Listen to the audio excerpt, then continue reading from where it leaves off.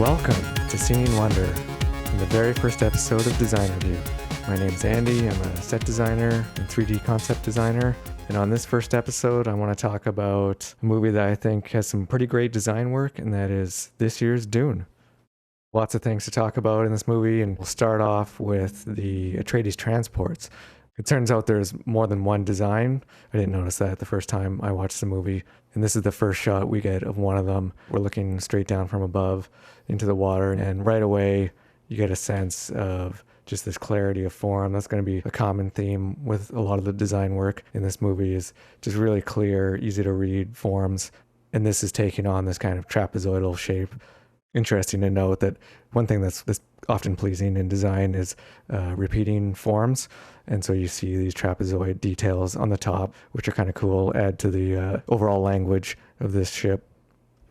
Here we're starting to get a good sense of the scale. Again, these trapezoid forms, real clarity of what is taking shape here. One thing to note right away is that there's not a clear indication of any kind of windows or viewports, or maybe where kind of like a bridge or cockpit will be, which is kind of interesting to me. At first you might think this is some indication of a window or something, but the surface just seems really solid, and that's going to be something common that we see with a lot of the vehicles and ships in this movie. And maybe it's sort of part of the lore of this movie that you don't really need conventional windows or view screens like you would have in a lot of sci-fi. And then we see it here, fully emerged from the water. Some cool details here that just add some flavor and some interest to the overall form.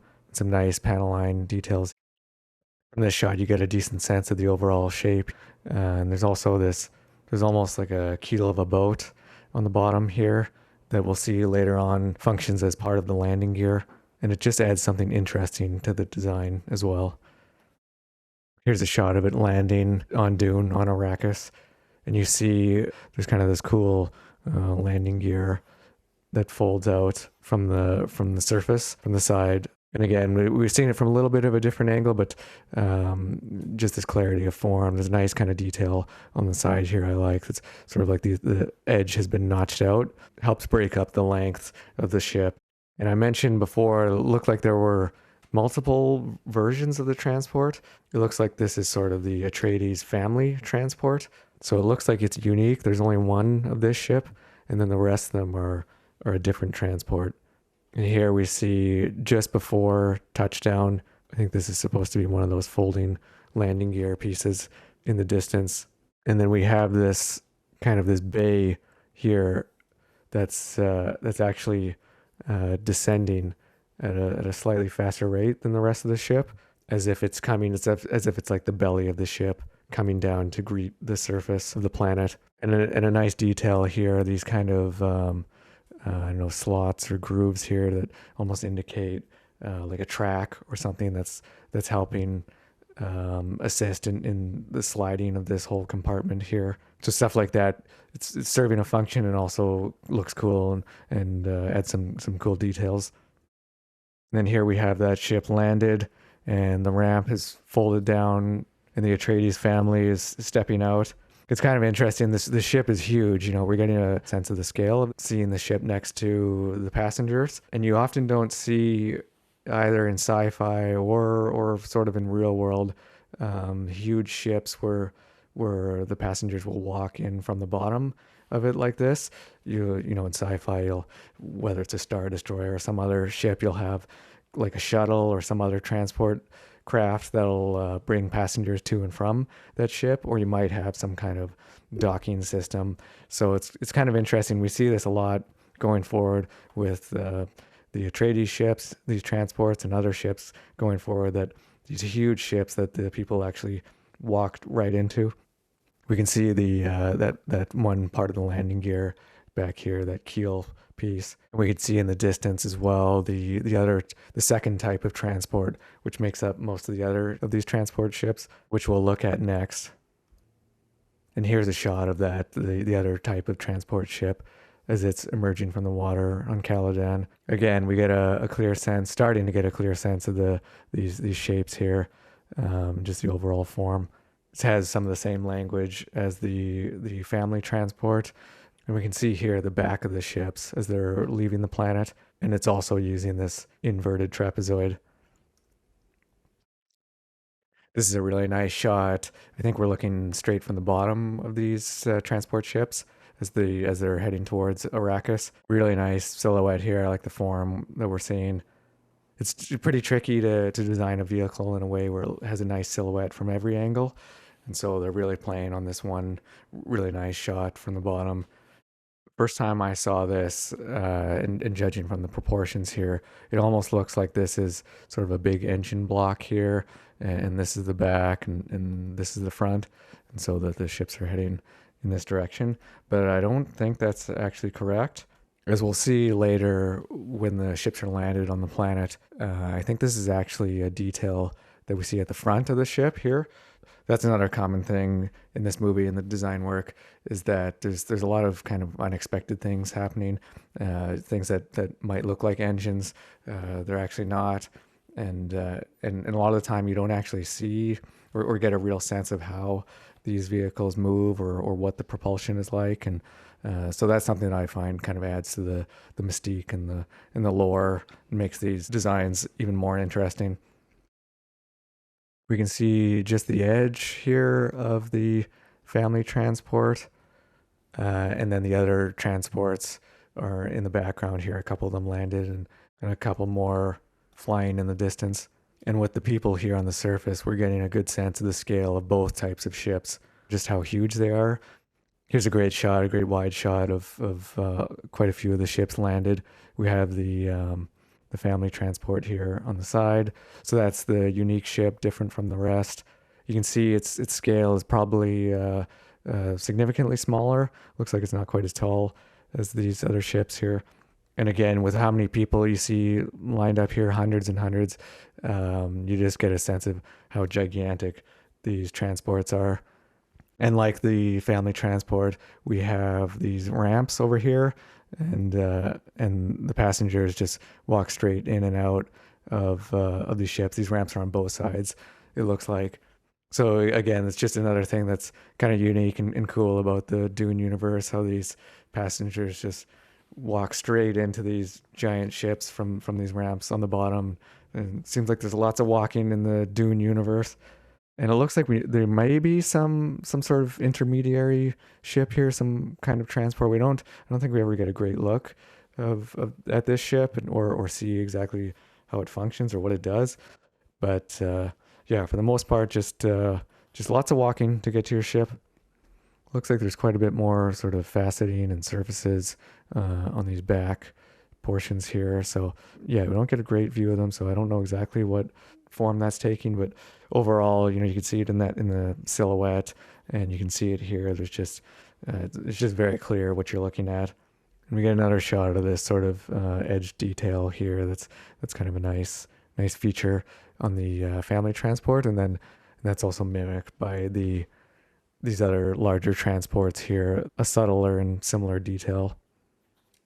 Another nice shot here that's just really capturing the scale of these gigantic ships. We see off to the side here is that family transport with the landing gear sticking down.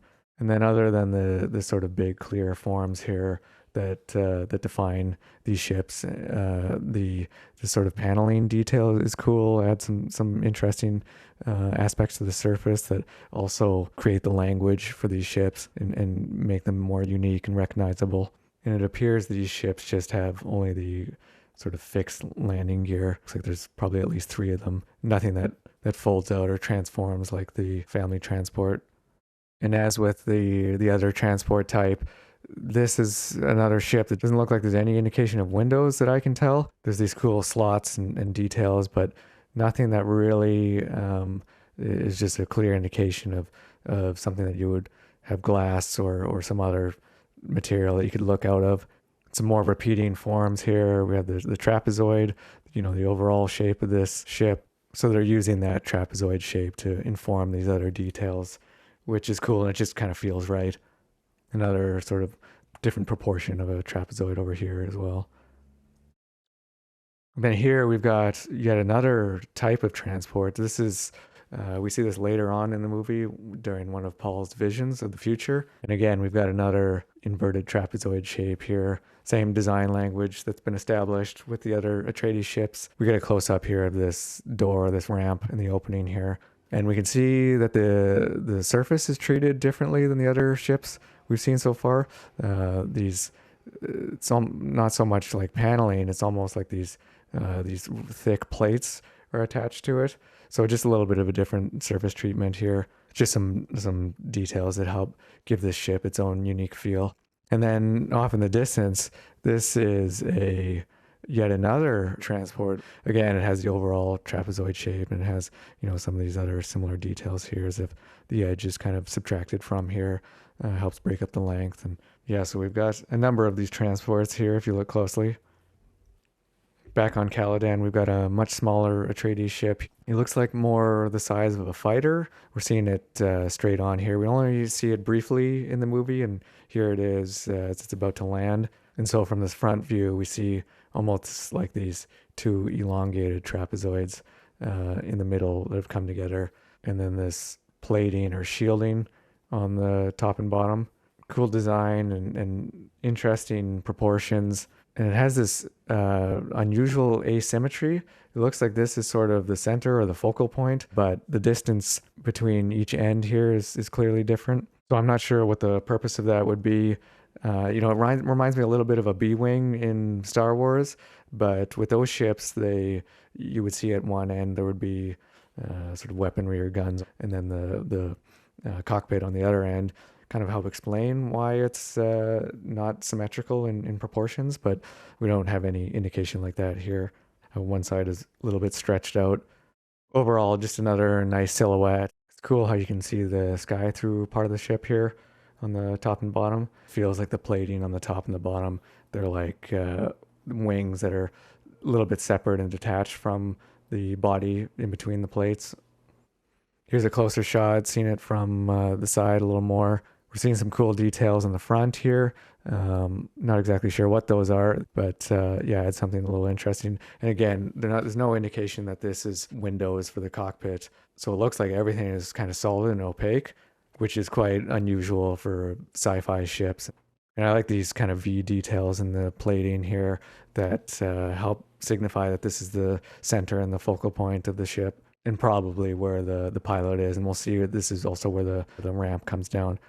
We got a shot from the side here where we can see in a little more clarity what's happening in the center here, different plates and some more details.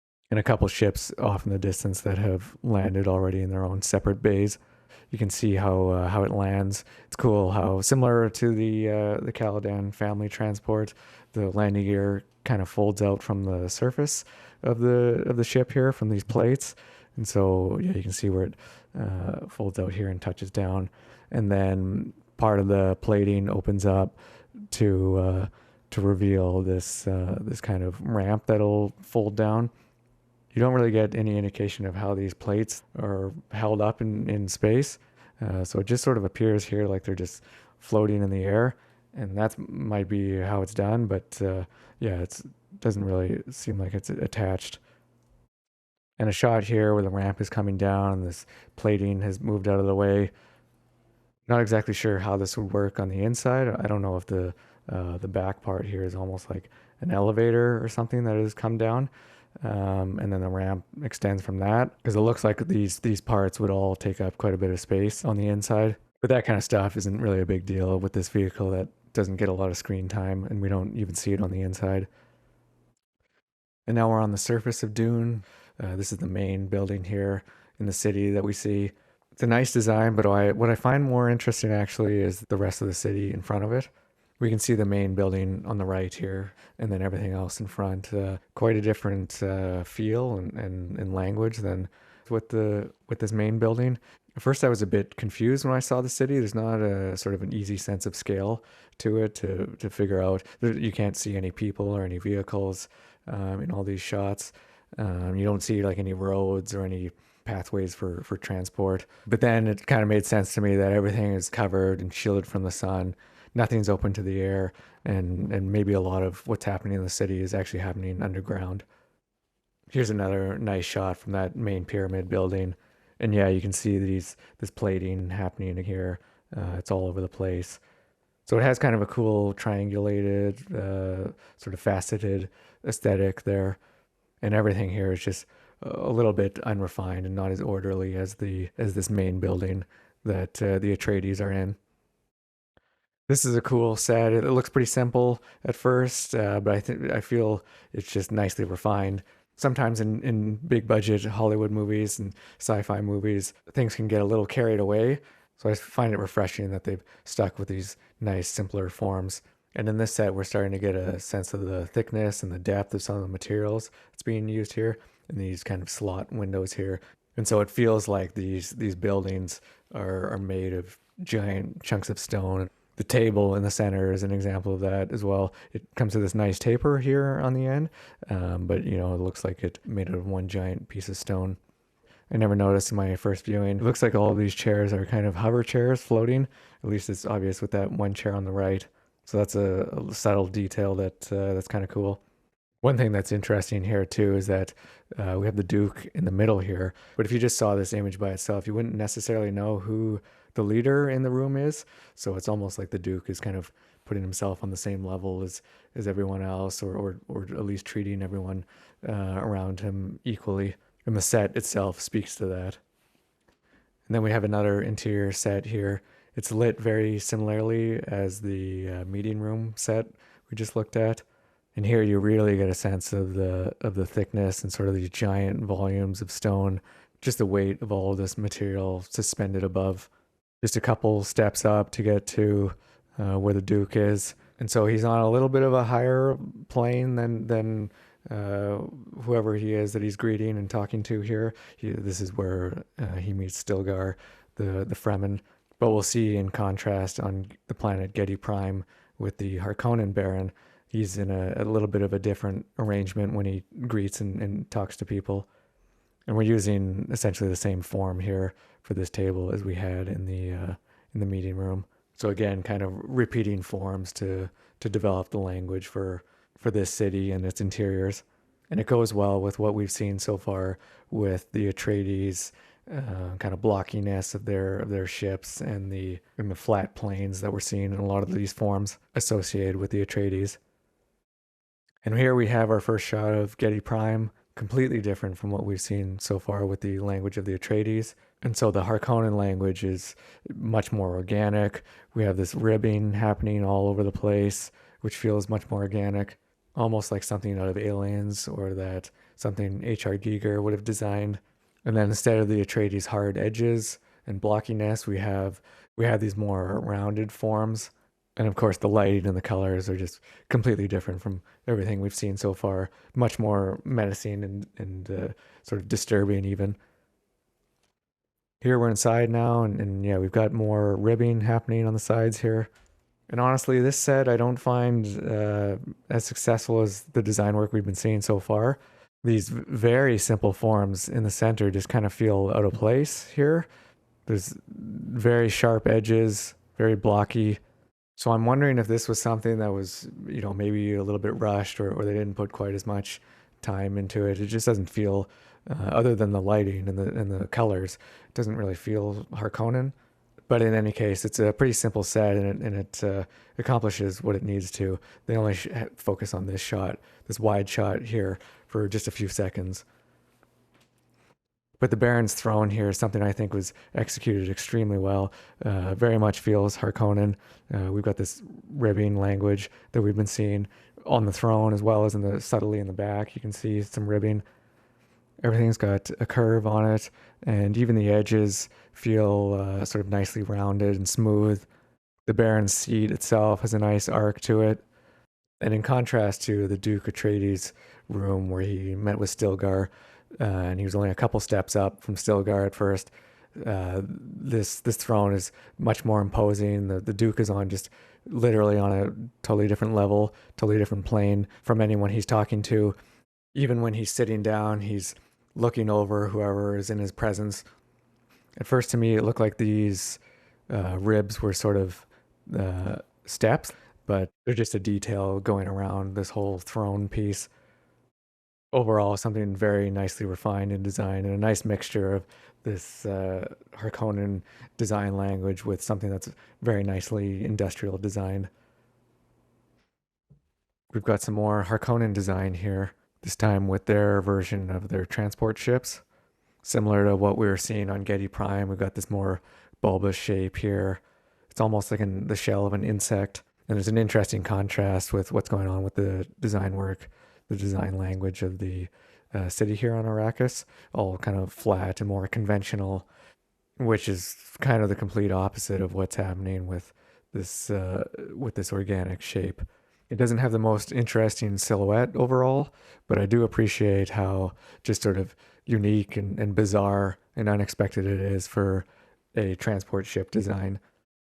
A closer shot here of where the ramp is, and again, huge numbers of personnel have to walk great distances into it. There's no intermediary ship to transport people into and out of these giant transports. It's a little hard to see in the shadow, but there's some guns underneath. We've got these huge openings at the top. I don't know what function these serve. They look like they're easily big enough to be hangar bays, like ships could fly in there, but I'm not sure what they are. And they're just kind of these weird, interesting details. And I think compared to the Atreides transports, the scale of this is even more massive. This might be the biggest ship we've seen so far. That's definitely a big part of the Dune universe we're seeing here. Just how gigantic the scale of these things are. And then we get a little bit of a better shot of the underside here. And there's some more kind of organic ribbing details. It's almost like the exposed underbelly of an insect, and just with a subtle indication of some of the guns here. And if this is the back of the ship, then it looks like in the shots before we were looking at the front. These are the Harkonnen harvesters. I love the design of these. They're so weird, just like nothing I've ever seen before. I like how the silhouette of them is quite clear, like we've been seeing with some of these other designs. But then we get some nice detail on the inside. It's sort of like we have the shell here of the insect, and then these are the guts inside.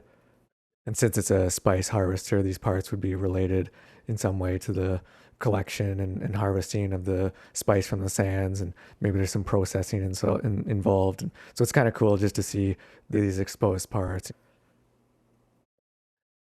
Now we've got the Guild Highliner.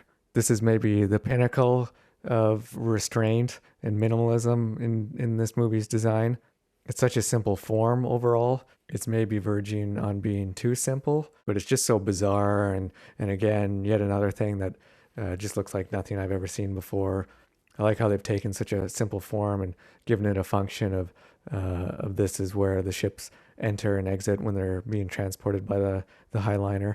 Super simple, but totally accomplishes what it needs to. And here's another shot where you kind of see right into the center of the Highliner. I don't know exactly what's going on there, but the lighting effect is intriguing, and it adds some mystery to a ship that's already very mysterious. And now we have the Emperor's Herald ship. This is probably my favorite design in the entire movie. It represents a lot of the things I've been talking about, this clarity of form, and I just love how they've started with essentially a sphere and really nicely carved out these really nice forms. And similar to what I was talking about with the Atreides transports and the repeating forms, there's lots of repeating forms here. The overall shape is a sphere, it's a big circle, and then there's lots of kind of circular cutouts here. We've got a big one on the side, and then there's another. It looks like there's sort of maybe a kind of a dome shape inset into this opening here, and then lots of half circles cut in, making a whole series of really interesting details. And the opening below where the ramp is another half circle shape. So these repeating forms are really well done. The proportions are really nice and pleasing. Good use of blank space here. You know, we're seeing a lot of this just uniform shell, but then just nice details carved in. So you can't forget that the sort of the white space is just as important as the places where you add detail. The points of interest can often be enhanced by that blank space. And this ship, like a lot of the ships so far, no windows that I can tell. Maybe this is supposed to be the location of the ship's bridge. And I'm just saying that because that's sort of the center or the focus of the overall shape. But other than that, there's really no indication that that's any kind of opening. and another ship with just yet a massive, massive scale. It's not totally clear in this shot, but these are just thousands and thousands of people standing in position. And here we get a better sense of the scale as the ramp touches down, and we can see some of the people exiting the ship, walking out. And I love how this shot builds on the overall elegance and simplicity of this ship. We have this nice circular opening, this arc that defines the opening. It's this continued use of the same shapes to kind of cut into the surface of this ship. And this simple ramp that comes down to allow these people to come out for this very formal and regal ceremony. Really cool pattern on this carpet as well. This is a shot of it as the ship is landing. You can see how the surface is opening up to reveal the landing gear inside. And here we see a shot of the landing gear actually touching down with a very different aesthetic, with this mechanical, very kind of industrial feel. We can see a couple of the legs of the landing gear in this shot here too. So you can see the contrast in aesthetics from the rest of the exterior of the ship. And similarly, you can see some of the mechanics here that have a very similar look and feel of the landing gear, where it's sort of these mechanical bits inside that are being concealed, and you only start to see them when the ship begins to open up. But I have to be honest that I find the style and the aesthetics to be kind of a jarring contrast. Personally, I would have preferred if it was something more in line with the rest of the ship, and if maybe it was more similar to the Atreides family transport, where the landing gear kind of revealed itself as part of the exterior that folded out, as opposed to something that's completely new inside of the ship. On their own, these mechanical parts look pretty cool. They just feel a bit too different from the rest of the ship for me. And one thing I find unique and interesting about this ship is that there's just no indication of which direction it travels in. Probably we're looking at the front of it here, especially since a lot of the ships we've been seeing so far, the front is where the ramp and the entrance to the ship is. But after it takes off, who knows what direction it orients itself when it's flying. So it just feels really alien and unusual and out of this world. And this is exactly the kind of stuff I love to see, like I've been saying about things I've never seen before. I really appreciate that. And especially when it's using known shapes and common shapes, spheres and circles and arcs, but doing it in a way that's really unusual and really bizarre. I think the execution of this has just been excellent. And then we have one of the most iconic designs from this movie, which is the Ornithopter. There's a few different types, and I'll start with the one, I'll call it the Atreides Ornithopter. I find this design really interesting because even though it's pretty fantastical and unique, it's also very different from what we've been seeing so far in the sense that it's actually a lot more conventional. It has a clear direction to it. We know right away which direction is forward. It has glass. I think this might be the first time we've seen glass in any of these ships. You also know how it flies when you see these wings in motion. The way it moves and the way it operates is similar to a helicopter. It takes off vertically, it can hover. So ultimately, I don't actually find it the most interesting design in this movie. That's just me personally. I kind of wish they had gone in a bit of a more unexpected direction. And for me, the dragonfly aesthetic and inspiration is just a bit too literal. And so I wonder if the designers of this movie felt almost a little bit beholden to what was established in the book, whereas the other ships were maybe just a little more creative freedom to design something that was more unique. But that being said, I do think the execution is pretty fantastic, especially when it comes to all of the details and the mechanics. I like this kind of faceted feel. Feels more militaristic and more rugged. This is a shot of it as the wings are folding out. And I really like what's going on at the base of each wing. These kind of nozzles that direct the wings. One thing to note that's kind of interesting, I think every shot you see it landed, the ramp is always down. So it's almost like the ramp is necessary as part of the landing gear. And you could kind of see if you deleted this, the whole thing might actually fall backwards from all the weight in the back. Just wouldn't be balanced, probably wouldn't look right either. I like how it's been designed in a way where it neatly tucks into the tail of the ship. This is a cool shot from the back. And right away you can see how things fit together here.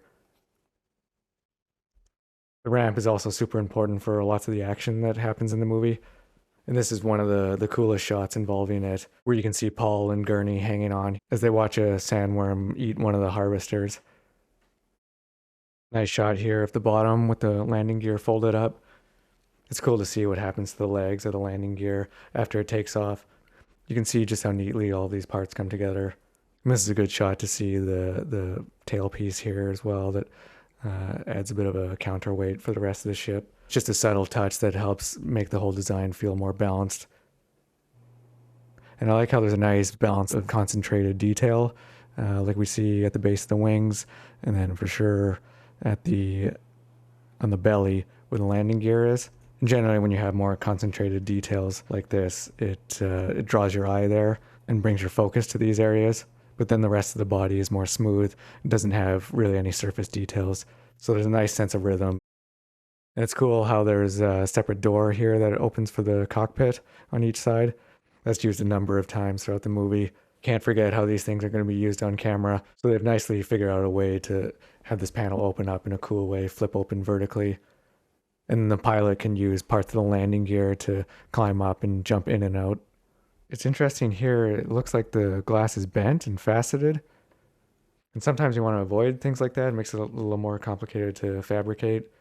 And you can see some bending of the glass as well here. There's a bit of a fold as the front or the nose of the ship just gets a lot narrower. It's actually something that maybe feels a little bit sci-fi and works well here. This is a pretty cool shot directly from the back. Lots of cool details. Looks like there's, it's almost like venting or maybe heat sinks or something. You see that in a few spots here. Just some nice details. It's pretty simple. Just these repeating blocks, but it helps add some life to what's going on here. A really nice view of the mechanics of the wings, and a nice impression of just the joints and how things would fold out and how things are attached, their relationship to each other. And you can see some more details of the landing gear as well. Lots of little panels in the joints, tons of detail in the moving mechanical parts versus the simpler and smoother rest of the body of the ship. All of these details just feel like they're thought out and make the design, even though it's essentially a giant bug, make it feel convincing that it's actually real in this world. And then we've got the Harkonnen version of the Ornithopter here. It's bigger and bulkier. It's got more of a bulbous fuselage form here, more in line with what we've been seeing with Harkonnen design. It definitely feels a bit wider overall as well. Just feels heavier. It also has a different tone to the sound it has when it flies. It's like has more bass, kind of feels more powerful. And then this version as well also is equipped with all these guns on each side. We get a better shot of that here with these guns and missile bays on the side. And it looks like there's another gun on the bottom here. So it's more of a battle-ready version of the Atreides Ornithopter. And this is such a great shot here. You don't get a good view of the Ornithopter there, but this is a really cool sequence with the laser chasing down the Ornithopter as it's circling around, trying to make its way ultimately into the doorway here. And another reason I like this shot, it just shows how much depth there is to the city, and just another indication that everything is kind of brought underground and away from the sunlight, away from the heat. You see this is sort of the first indication we've seen of this kind of classic sci-fi windows and details to give scale. It feels like something like that is kind of the size of the typical window. Each of these lights, these string of lights would be maybe one level. So you can see just how huge this space is, especially compared to the Ornithopter we're seeing there.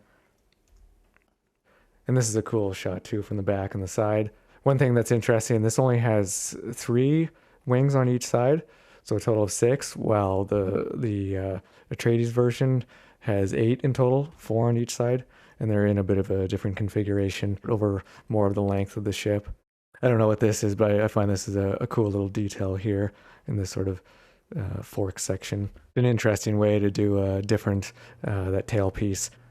And every time we see this version, it's always in motion, so we kind of miss a lot of these details when it's in motion. But yeah, lots of cool little details, mechanical parts there. And in contrast to the Atreides version, this shot really makes it feel like this middle section is much, much heavier and bulkier. And here we see it more in the daylight, and then we're definitely get a sense of these rounded, more bulbous forms on the top. It looks like most of the elements on the outside have been smoothed and rounded out.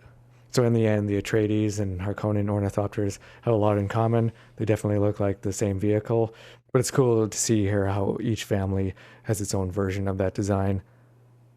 And then we have a third Ornithopter here. I like to think of this one as the civilian Ornithopter. Looks like it doesn't have any guns on it. Seems like it's the smallest and sleekest version as well.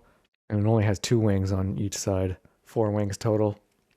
The design feels like a similar approach to the other 2 Ornithopters, where you have this more continuous surface with these much more detailed mechanical parts sticking out of it, the wings, and then of course the landing gear. And so again, you've got this kind of juxtaposition between the smoother, simpler forms and then the more highly detailed mechanical parts. To me, it actually feels even more insect-like, partly because of this rounded window on each side. Looks like the eye of the dragonfly. And so at first I thought maybe this was going to be my least favorite version of the 3, but it might be my favorite version in the end. I really like the shape of this front window. It feels really nice and refined. Seems like it's the most functional front piece as well. The other ones had pretty narrow glass in the front, but mostly I just think that it has a cool shape to it. And I like how the glass is a continuation of the rest of the form of the body. So it's like the overall form came first, and then the glass was cut out from the shape. I think I would have liked the overall design even more if these windows on each side weren't quite so round. And it looks like maybe even there was an attempt to break up the round eye-like feel. This is a nice shape here, but when you zoom out and you see it at a distance, it still feels like a big eye on the side. This is a cool shot of it here in this kind of landing bay. And we've got a shot here straight from the above as the wings are folding out, and you can see just how continuous and how smooth the overall form is. Has a really nice, pleasing shape to it, and nicely balanced. It has the similar proportion and balance that the other ornithopters had, and that a dragonfly would have. Even the feet here in this view look a little insect-like. It's almost like these are 2 toes at the end. And now we're looking straight from the back. We get a nice sense of just how smooth and refined the body is here. And it looks like some of the same details are being used here from the Atreides Ornithopter. And here's a shot of it just as it's taking off. Super clear forms and a really clear design from this perspective. Body and the legs and the wings. It's all really clear what the relationship is between all the different elements and how the ship functions. And then just like the Atreides Ornithopter, we see how the legs neatly tuck underneath. The body of this ship might be significantly smaller than the other Ornithopters because it feels like the legs take up more space. The landing bay is interesting as well here, how it's sunken in the ground. Its opening is at an angle, and it has some nice, interesting details right at the edge. And you get a good shot of the entire opening of this landing bay with the civilian ornithopter flying out of it. And finally, I want to talk about this lamp. It's just such a cool piece of industrial design. I love how it flies around. We see it a number of times earlier in the movie on Caladan. It embodies a lot of the things I've been talking about here and a lot of the things I love in this movie. These simple, pure forms, just executed in such an interesting way. It looks like it's essentially a sphere with the sides cut off of it. And so it's this floating ring of light that provides this nice soft illumination. And since it's not a sphere of light or a ball of light, it's not coming from every direction, so you can have it positioned in a shot like this, and the light's not coming straight into the camera or into one of the characters' faces. And in the center of it has this really interesting geometric pattern. And I just love how in the universe it's something that's functional. I love how it floats around and how it moves. Feels really sci-fi to me. It just knows where you want it to be and acts totally autonomously in all the shots you see it in. And it's just a cool little example of how design can help set the mood and the tone for a scene like this.